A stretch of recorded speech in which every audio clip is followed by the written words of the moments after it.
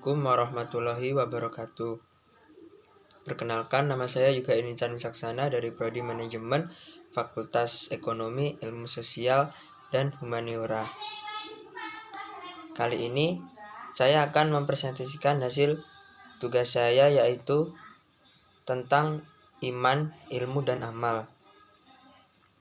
Pengertian iman. Pengertian iman adalah secara etimologis berarti percaya. Perkataan iman diambil dari kata kerja amana, yu'minu, yang berarti percaya atau membenarkan. Iman secara bahasa berarti tasdik atau membenarkan. Sedangkan secara istilah syar'i, iman adalah keyakinan dalam hati, perkataan di lisan, amalan dengan anggota badan, bertambah dengan melakukan ketaatan dan berkurang dengan maksiat. Para ulama salaf menjadikan amal termasuk unsur keimanan. Oleh sebab itu, iman bisa bertambah dan berkurang, sebagaimana amal juga bertambah dan berkurang. Ini adalah definisi menurut Imam Malik, Imam Syafi'i, Imam Ahmad, Al-Auza'i, Ishaq bin Rahawayh, mazhab Zahiriyah, dan segenap ulama selainnya. Dengan demikian, definisi iman memiliki 5 karakter: keyakinan hati, perkataan, lisan, dan amal perbuatan, bisa bertambah dan bisa berkurang. Agar bertambah, keimanan mereka di atas keimanan mereka yang sudah ada. Quran Surat Al-Fat Surat 48 ayat 4. Imam Syafi'i berkata, iman itu meliputi perkataan dan perbuatan. Dia bisa bertambah dan bisa berkurang. Bertambah dengan sebab ketaatan dan berkurang dengan sebab kemaksiatan. Imam Ahmad berkata, iman bisa bertambah dan bisa berkurang. Ia bertambah dengan melakukan amal, dan ia berkurang dengan sebab meninggalkan amal. Imam Bukhari mengatakan, aku telah bertemu dengan lebih dari 1000 orang ulama dari sebagai penjuru negeri. Aku tidak pernah melihat mereka berselisih bahwasannya iman adalah perkataan dan perbuatan, bisa bertambah dan berkurang. Perkataan iman yang berarti membenarkan itu disebut dalam Al-Quran, di antaranya dalam surat At-Taubah ayat 62 yang dimaksud dia atau Muhammad itu membenarkan atau mempercayai kepada Allah dan membenarkan kepada para orang yang beriman. Iman itu ditujukan kepada Allah, kitab-kitab dan Rasul. Iman itu ada 2 iman, hak dan iman batil.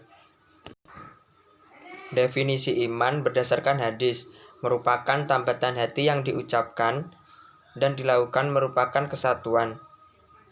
Iman memiliki prinsip dasar segala isi hati, ucapan, dan perbuatan, sama dalam satu keyakinan.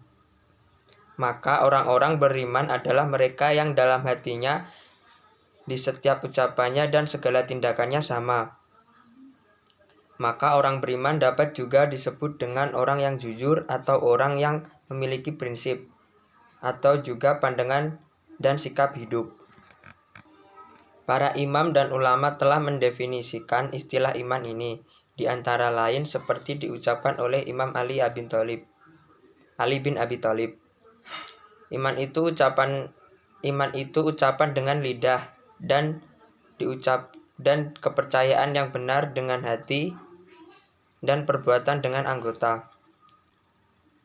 Aisyah berkata, iman kepada Allah itu mengakui dengan lisan dan membenarkan dan dengan hati dan mengajarkan dengan anggota. Imam Al-Ghazali menguraikan makna iman. Pengakuan dengan lidah atau lisan, membenarkan pengakuan itu dengan hati dan mengamalkannya dengan rukun-rukun atau anggota-anggota. Jadi dapat disimpulkan bahwa seseorang dapat dikatakan sebagai mukmin atau orang yang beriman sempurna apabila memenuhi unsur-unsur keimanan di atas. B. Yaitu pengertian ilmu. Ilmu merupakan kata yang berasal dari bahasa Arab, masdar dari alima, ya alamu, yang berarti tahu atau mengetahui dalam bahasa Inggris ilmu. Biasanya dipadankan dengan kata science.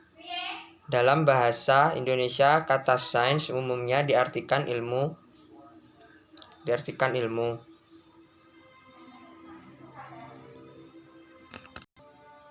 Tapi juga sering ilmu adalah pengetahuan tentang sesuatu bidang yang disusun secara bersistem menurut metode-metode tertentu yang dapat digunakan untuk menerangkan gejala-gejala tertentu di bidang pengetahuan itu. Ajaran Islam sebagaimana tercermin dalam Al-Quran sangat kental dengan nuansa-nuansa yang berkaitan dengan ilmu. Ilmu menempati kedudukan yang sangat penting dalam ajaran Islam. Keimanan yang dimiliki oleh seseorang akan jadi pendorong untuk menuntut ilmu. Sehingga posisi orang yang beriman dan berilmu berada pada posisi yang tinggi di hadapan Allah. Yang berarti juga rasa takut kepada Allah akan menjiwai seluruh aktivitas kehidupan manusia untuk beramal saleh. Dengan demikian, nampak jelas bahwa keimanan yang dibarengi dengan ilmu akan membuahkan amal-amal saleh. Nurcholish Madjid menyatakan bahwa keimanan dan amal perbuatan beserta ilmu membentuk segitiga pola hidup yang kokoh. Ilmu, iman, dan amal saleh faktor menggapai kehidupan bahagia. Ketenangan hati, kebahagiaannya, dan hilangnya kegundahan adalah keinginan setiap orang. Dengan itulah kehidupan yang baik, perasaan senang dan tentram dapat dicapai. Sekarang C. Pengertian amal. Secara bahasa, amal berasal dari bahasa Arab yang berarti perbuatan atau tindakan. Sedangkan saleh berarti yang baik atau yang patut. Menurut istilah, amal saleh ialah perbuatan yang baik, yang memberikan manfaat kepada pelakunya di dunia dan balasan pahala yang berlipat di akhirat. Pengertian amal dalam pandangan Islam adalah setiap amal saleh atau setiap perbuatan kebajikan yang diridhoi Allah Subhanahu wa taala. Dengan demikian, amal dalam Islam tidak hanya terbatas pada ibadah. Sebagaimana ilmu dalam Islam tidak hanya terbatas pada ilmu fikih dan hukum-hukum agama. Ilmu dalam ini mencakup semua yang bermanfaat bagi manusia seperti meliputi ilmu agama, ilmu alam, ilmu sosial, dan lain-lain.